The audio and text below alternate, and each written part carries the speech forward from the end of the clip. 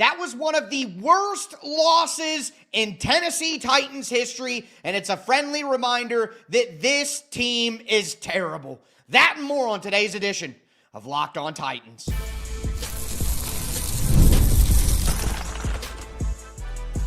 You are Locked On Titans, your daily Tennessee Titans podcast, part of the Locked On Podcast Network, your team every day. Welcome to the Locked On Titans podcast. I am your host, Tyler Rowland. Titans fans, today's edition of the Locked On Titans podcast is brought to you by Game Time. Download the Game Time app, create an account, use the code LOCKEDONNFL for $20 off your first purchase. On today's show, we're going to talk about just how terrible of a football team this Tennessee Titans reminded us that they are. It goes so much further than the individual players out on the field to an overall operation by the Titans, led by Mike McCoy, who was just an absolute tank commander to the max. We do got to talk about some of these individual performances, though, because it was a bad game for Cam Ward, but friendly reminder, growth is not linear. On the other hand, JC Latham continues to look like a disaster, but what becomes more important now is the tank ahead for the Titans. We got a big win from the New York Jets in the 1 o'clock window. We'll look ahead at the next few weeks and look at what the field looks like for the Titans when it comes to the number one overall pick. But with that being said, I do want to thank you for making Locked On Titans your first listen each and every day. Thank you for making the Locked On Podcast Network the number one sports podcast network. Monday through Friday, Tennessee Titans content all year round, always for free. Make sure that you get subscribed, stay subscribed. It's your team every day. And if you want to stay up to date on the Tennessee Titans draft pick, the head coaching search, all the things that matter to the future, make sure you stay locked in with the Locked On Titans podcast. But with all that being said, again, this is one of the worst losses that I have ever seen for the Tennessee Titans. All of the different factors that went into this game being ugly. And again, it is a terrible, terrible reminder of just how bad this football team is. I admit I was part of the problem. The last couple of weeks, the Tennessee Titans late in the Houston game, Cam Ward drives down, touchdown drive. Defense plays pretty solid. The Titans lose 16-3. Okay, that was a competitive game. Actually, no, it wasn't. Cam Ward scored a touchdown in the last couple minutes of the game that made it look like it was close. But the Texans really dominated the Titans for most of that game. They were in total control until the very, very end. And then last week, against the Seattle Seahawks, the Titans are down 23-3. 30-10. The Seahawks destroyed the Titans in that game. They dominated the Titans in that game. But then Cam Ward gets, we get the Chim DK punt return, Cam Ward garbage time touchdowns late in the game, right at the end of the third quarter, middle of the fourth quarter. Titans lose by 6, 30-24. It looks better. We got high off the garbage fumes, folks. We were laying in the trash, rolling around in the trash, and the fumes got in and we're like, this team's getting more competitive. This team's going to play better football. This team's got...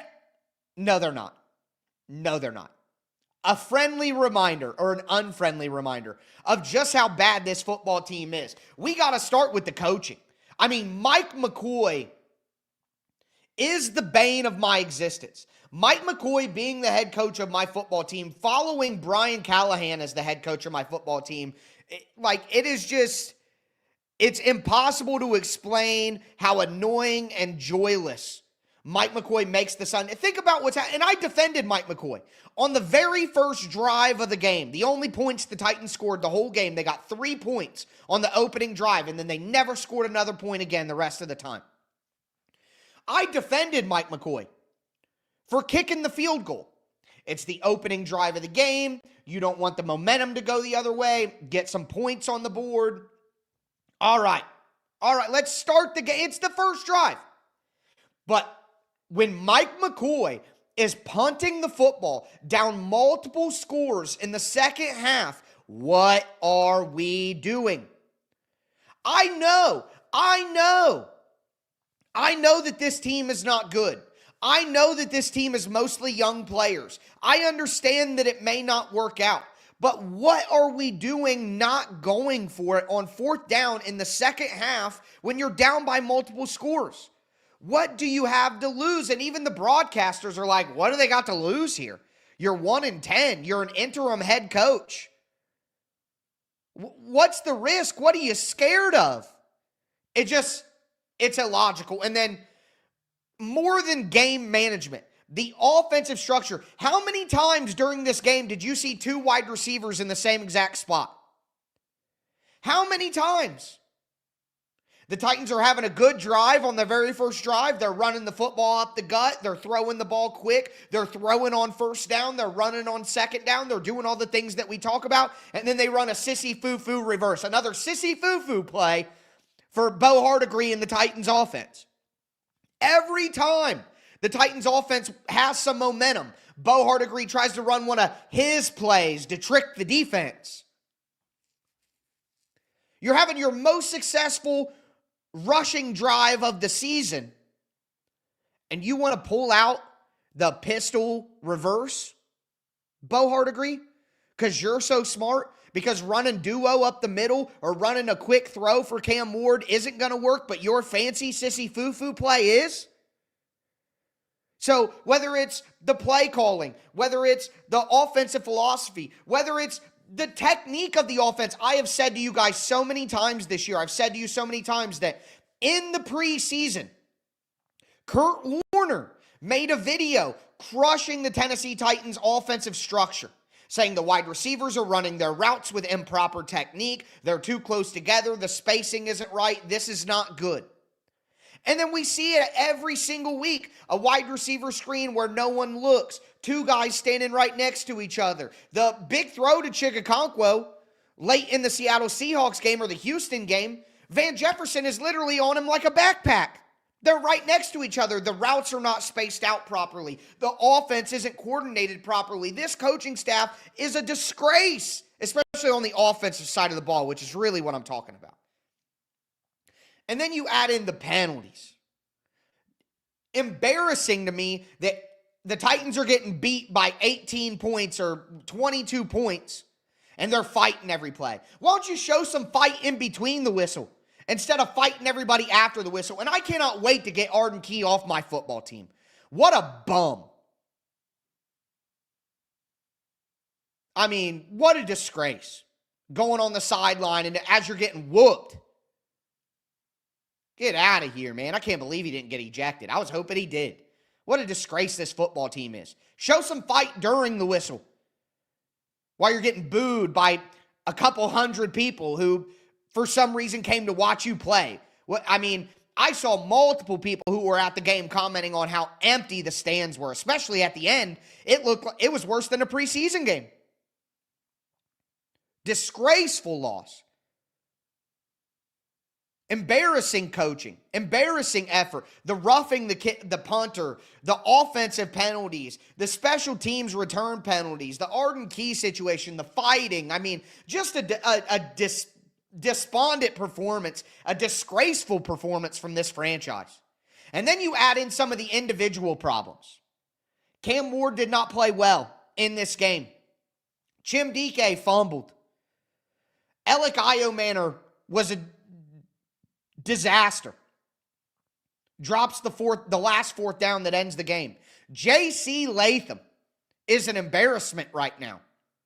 And we're going to talk more about the individual performances in this game, some of the concern and some of the things I'm not concerned about.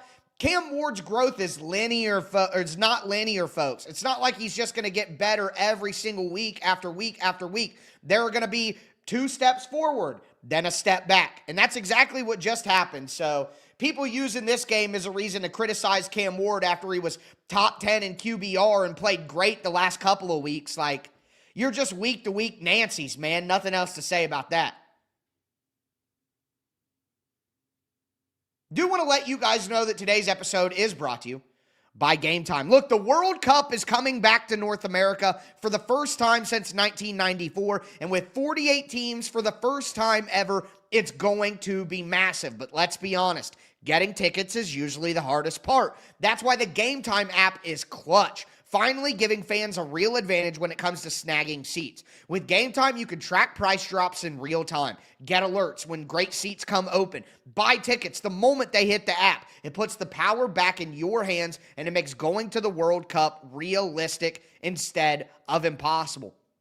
You pull up the app, the layout makes it so simple to scroll through the matchups and compare seat views. You just pick a game, tap a section, and have your tickets locked in within minutes. No confusion, no hunting for fine print. Take the guesswork out of buying World Cup tickets and every match, concert, and event with Game Time. Download the Game Time app, create an account, use the code LOCKEDONNFL for $20 off your first purchase. Terms apply. Again, download the app, make an account, use the code LOCKEDONNFL for $20 off. Swipe, tap, ticket, go. Download Game Time today.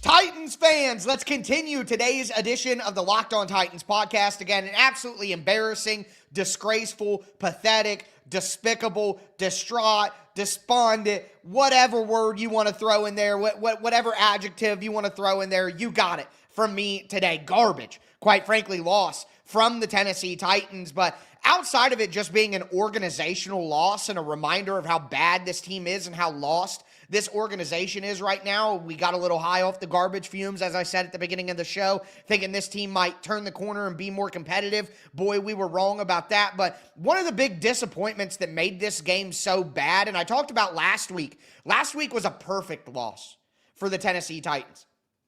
All the young guys played well. The team made a push. They kept fighting. They got back in the game. This was the opposite of that. This was the imperfect loss for the Tennessee Titans, not only because of how embarrassing and disgusting it was from a totality perspective, but the individual performances made this one so depressing, discouraging. Lot of D words in today's show describing this performance, but Cam Ward did not play well. There's no way around it. I'm not going to sugarcoat it. I'm not going to get on here and tell you that the game wasn't as bad as it actually looked. There's a lot of crap. The offensive coaching, terrible. The wide receiver play, terrible. The offensive line, not good enough. I know. All of that is true. But like I always do, I tell you guys the truth. I keep it honest, all right? And even though all of those things were a problem today, and I talked about the offense and all these wide receivers are right next to each other and all that, with all of those caveats being true, all of those things being true, Cam Ward still did not play well today. Loose with the ball, not seeing the field. If I go back to the tape and it looks like, there's just nobody open ever. Jacksonville had perfect coverage all the time, then I'll recant. I'll come on here. I'll tell you that's what I saw. We'll break down the film. I'll recant. But I'm sorry, it's hard to look at that performance. This was not like the last two games. You know, that Cam missed throws, didn't get the ball out, made questionable decisions. It wasn't a good game. But here is my point. Here is the real point. And again, like I'm not going to come on here and try to sell you that Cam Ward didn't play bad in this game. I'm also going to be the same person to sit here and tell you exactly what I tweeted out during the game.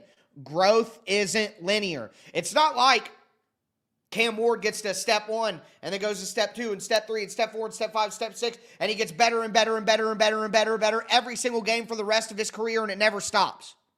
That's not how this works. Cam Ward took steps forward in the last couple of weeks. He took a couple of steps forward against a very tough defense in Houston and a very tough defense in Seattle. He saw the field a little bit better. He got a little bit in a rhythm. He started to run the ball a little bit more. He had more control over the game. He wasn't making turnover-worthy plays. All of those things are true. And then he took one step back today. So a couple of steps forward, one step back. And that is what growth looks like.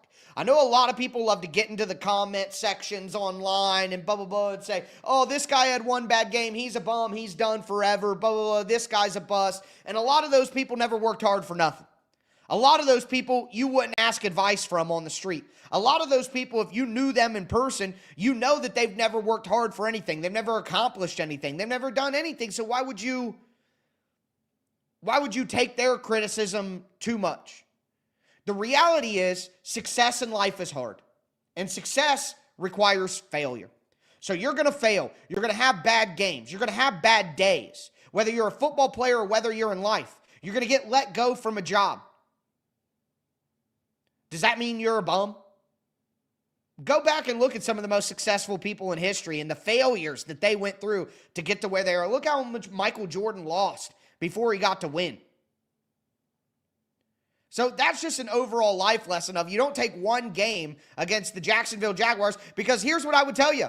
A couple of weeks ago, Jacksonville had the Los Angeles Chargers and Justin Herbert to 6 points. They beat them even worse than they beat the Titans, 35-6. Is Justin Herbert terrible? He had a bad week. He was awful in that game. The Jags really roughed him up. The Jags are 8-4. They're tied for first place in the AFC South right now. And good, the Colts lost. Doesn't it warm your heart? I'd do anything to see the Colts collapse this year. I really would. The way their fans acted at the beginning of the season with their season's over since they're going with Daniel Jones, and then they acted like Daniel Jones is their boy and he's a franchise quarterback and all. Oh, man. I surely hope the Colts collapse.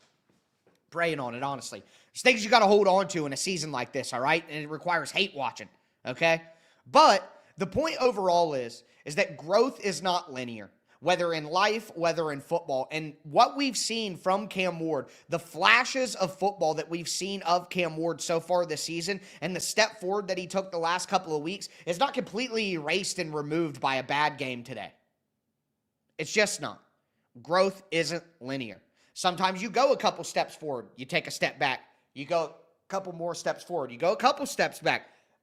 You take a big jump forward, a couple steps back up, and maybe, all right, fine.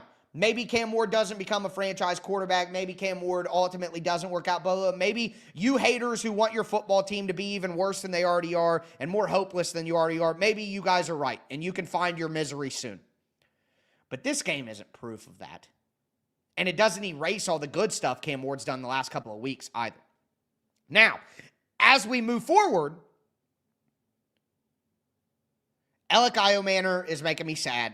He can't catch the football. He doesn't seem to be in the right place. Seeing him struggle the last couple of weeks, that is even more disappointing. It adds into the frustration. Again, just like I said with Cam Ward, growth is not linear. Can't be out on any rookie after one game. But Iomanner's been disappointing for 6 weeks now. You know what I mean?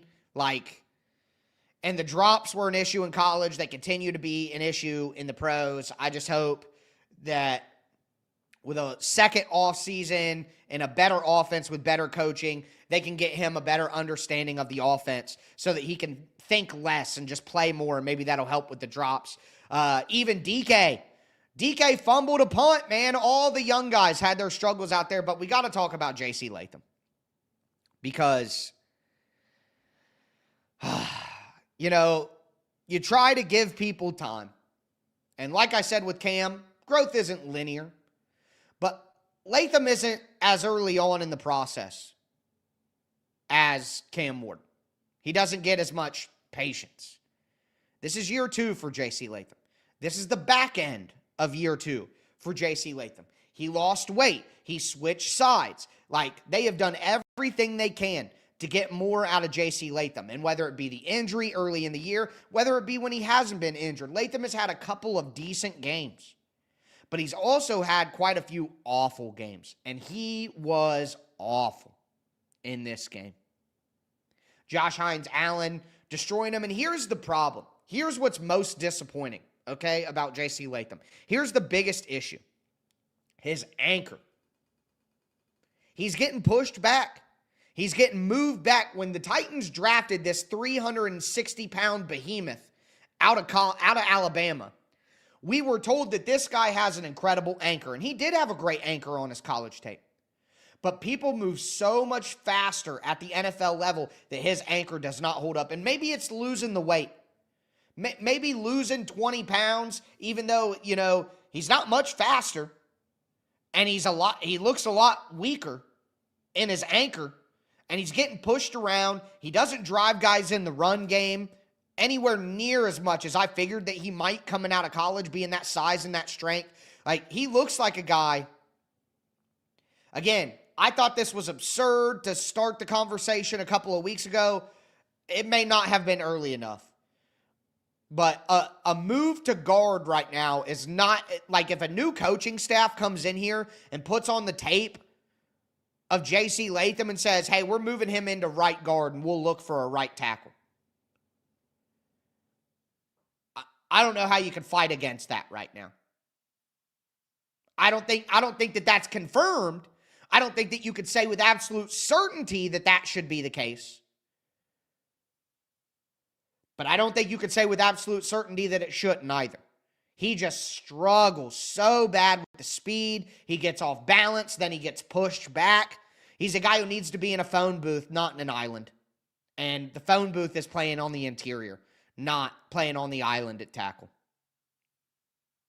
So I think, quite frankly, the most disappointing thing from a player perspective about this game is JC Latham's performance. Because he's just not getting better, and I highlighted him as a guy that had to be a player to watch in this game, and he was a disappointment. And Dan Moore, we know what we're getting from Dan Moore, but JC Latham, top 10 pick, and it just continues to make Ran Carthon's decisions, whether it be his picks in the draft, whether it be the free agent signings, the trades. Ran Carthon's decisions get worse and worse and worse every single day because Latham, I can't say with certainty right now that he should be an offensive tackle in the NFL. And I know that there are some guys, like a Brandon Thorne, who's one of the smartest NFL analysts in the world, knows 100% more about offensive line technique and play than I do. But I'm sorry, watch the tape every week, and you can't sit here and tell me that JC Latham is playing good football and that his anchor isn't disappointing. You can't. You can't. I'm sorry, you can't. I watch his team every week, nonstop. He has been a disappointment. There's no way around it. But even Kevin Winston. But let me say this. Kevin Winston made some splash plays early. He got taken advantage of a little bit in space. Some route recognition stuff. We knew that was something he needed to improve on out of college. Like we're talking about with Cam Ward, some of these rookies, we know they're in a bad situation. They're rookies. Seeing stuff for the very first time. It's not like Latham at the end of year 2 who needs to start taking steps forward. Look at Pete Skoronski at the back end of year 2. He really started to take steps forward. That game against Jacksonville to finish the season, he was dominant. And now he's a really good player. We aren't seeing that from JC Latham so far. And now he's going to have to go up against Myles Garrett next week. So I'm sorry. I see Kevin Winston and Alec Iomanner and Cam Ward a little differently than I see JC Latham and how we evaluate those players. But with that being said, again, it was a friendly reminder of how bad the Titans are. The tank is on, and hey, we got good news from a tank perspective. The Jets won a football game. Let's update the tank. Do want to let you guys know that today's episode is brought to you by Prize Picks. The holiday season is one of the best times for sports. You got bowl games, big basketball matchups, the playoff push. It's all happening at once. And while we're all making choices every day, one of the most fun places to make the right call is Prize Picks. Prize Picks is the easiest way to get in on daily fantasy. You just pick more or less on at least 2 player projections, lock in your lineup, and you're in the game. It's simple, it's fast, it's available in 45 states, including California, Texas, Florida, and Georgia. Prize Picks adds an extra layer of excitement to holiday sports. You just create a lineup in less than a minute, and the app makes the whole process smooth and intuitive. They have a stacks feature, they have an early payout feature, they have an injury feature where if your guy gets hurt early in the contest, it could save your lineup from a loss. Download the Prize Picks app today. Use the code LOCKEDONNFL to get $50 in lineups after you play your first $5 lineup. That's code LOCKEDONNFL to get $50 in lineups after you play your first $5 lineup. It's Prize Picks. It's good to be right.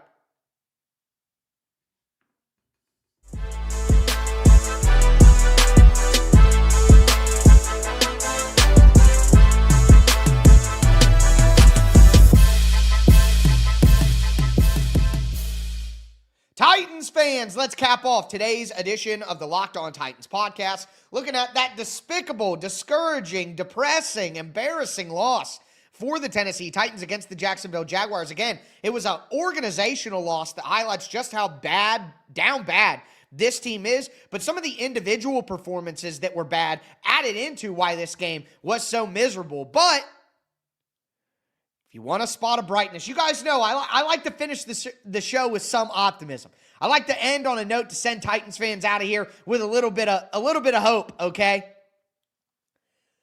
The tank got stronger, all right? The Titans lose. They're still the only team in the NFL with only one loss, and you start to look at the teams that have two wins themselves, and we got some good news. And let me remind you, the reason why this matters so much is because the Titans have the most difficult strength of schedule in the NFL, and strength of schedule is the number one tiebreaker for draft positioning in the NFL. So if the Titans and another team have the same exact record, whoever has the stronger strength of schedule gets the lesser pick. So if you have the same amount of losses against an easier schedule, technically you are a worse team. So if the Titans have the same amount of wins as another team, they're not going to get the better pick.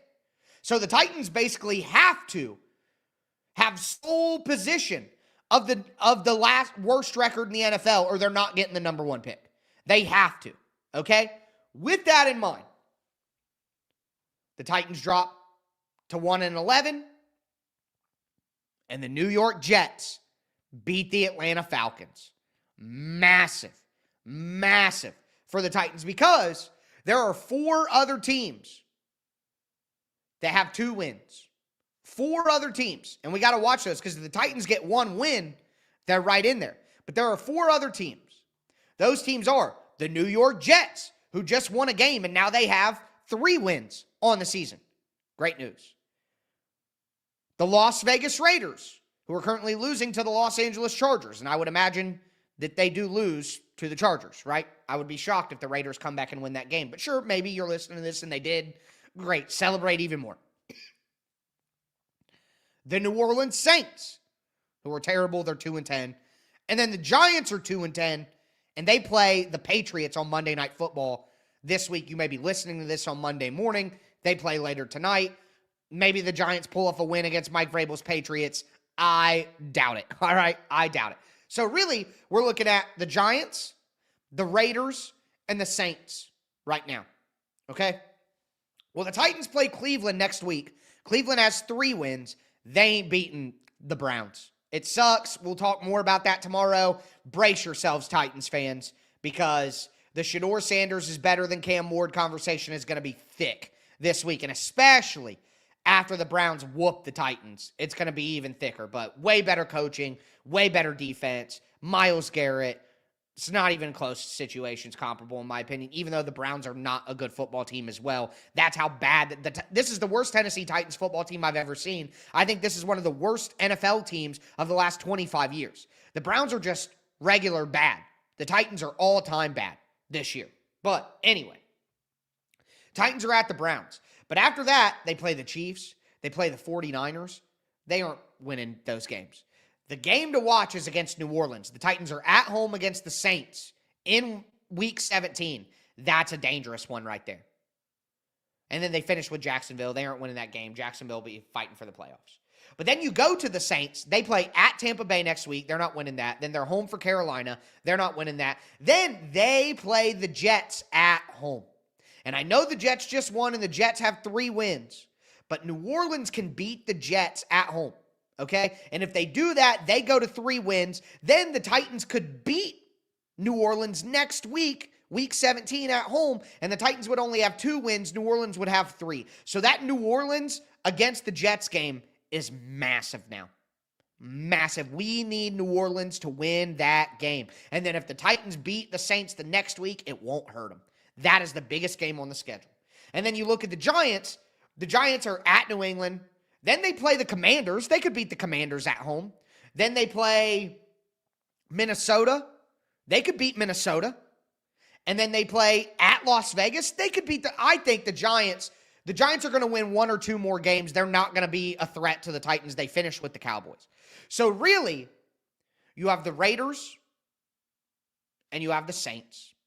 Those are the 2 teams that I'm worried about the most. But with Geno Smith at quarterback, I think there's a good chance that the Raiders could find a way to beat the Giants. Because the Raiders go, they're Chargers now, Denver, Philly, Houston, the Giants, and Kansas City. I really do think that the Raiders might be the biggest threat to the Titans right now. It's them or the Saints for sure. So we need the Saints to beat the Jets. We need the Raiders to beat the Giants. Or the Titans could just lose all their games. But I'm telling you, as bad as it looks right now, I do think the Titans beat the New Orleans Saints in Week 17.